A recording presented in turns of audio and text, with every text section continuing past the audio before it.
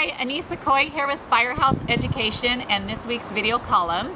And as you can see, I changed up my scenery a little bit. I'm actually coming to you from my very beautiful sunny backyard right now. It was such a nice day, I didn't want to stay inside. So this week what we're going to talk about is a little bit to do with the video column that we had last week when we were talking about cat losses.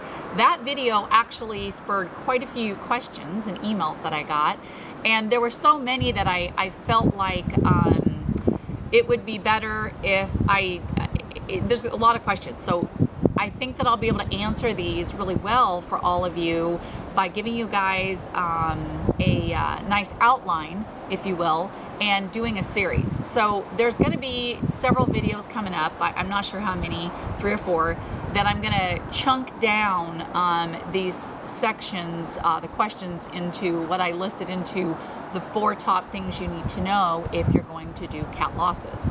Now, to begin with, I want to talk a little bit with you about a cat loss and exactly what that is.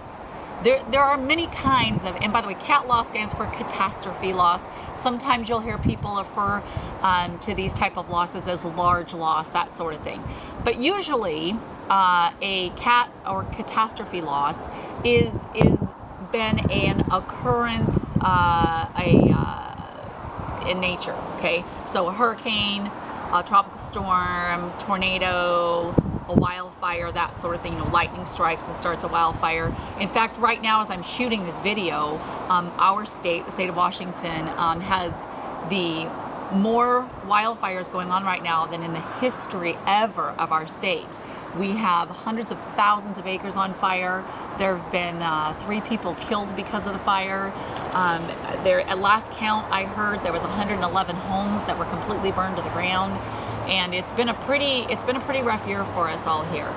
And so what I want you to understand is that a cat loss can be something that is on a large scale, meaning the whole West Coast gets hit with hurricane, Superstorm Sandy, or it could happen in one state like the wildfires that are going on here in Washington, or it can even be on a more localized level, if you will, and be in your local community.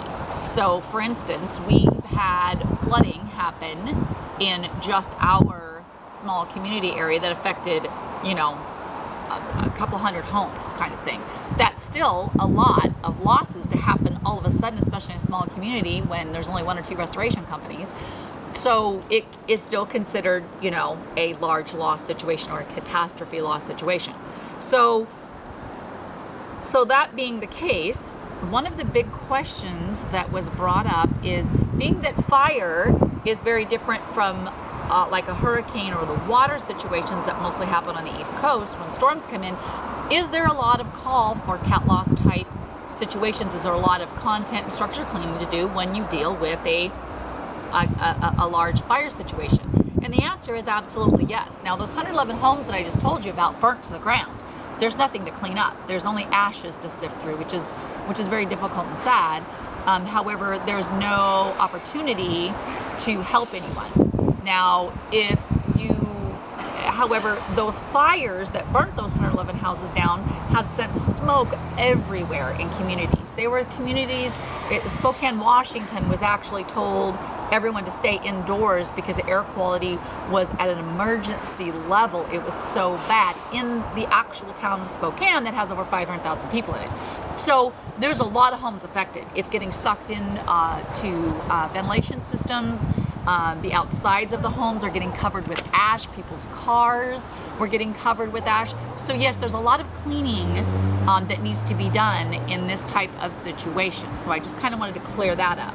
So what I want to do is I want to set up really some categories, and I chunked all these questions down into what are the 4 things areas that you need to know about, be proficient in, and that would be good for you to know if you were going to, say, go into a cat loss situation, whether it be localized across the country or whatever. So here's what I came up with. There's dealing with the adjuster. Okay, that's one area that you need to know about because it's very different in a cat loss. There's documentation, which, believe it or not, has a lot of similarities, but has some also extra idiosyncrasies that you need to be able to know so that you get things handled correctly. There's getting paid, which, listen, in these type of situations, if you've been following me for a while, you know I'm all about helping people. Okay, this is a huge opportunity for you to serve in your community. But we're also business owners, and we also need to be able to get paid and make money, and we are here to make a profit, right? I mean, that's the byproduct of us doing our great service and helping our community is we get to make a good profit. So getting paid is very important. And then really, I think the most important segment, which is going to be my first one that I'm going to do for you guys, is should you even do cat losses?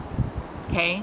And there's a lot about that we're going to talk about, okay? So that's the most important question I want you to ask yourself right there. Should you even be considering doing this type of losses, okay? And in the next video, I'm going to talk about that. So we will get more deep into that. So as I said, we're going to do these videos. So if you're not subscribed to my YouTube channel, do Firehouse Education so you don't miss them. Also, you need to be subscribed to the R&R e-newsletter if you're not already. So go to rnrmagonline.com, click on the e-news, I believe it is, or web exclusives, and then go down to the new e-newsletter and subscribe so that you'll actually get these videos in your email when they come out and you won't miss out on this series, because believe me, you're not going to want to miss out on it because it's going to be really great, good information for you to have. So on that, I will see you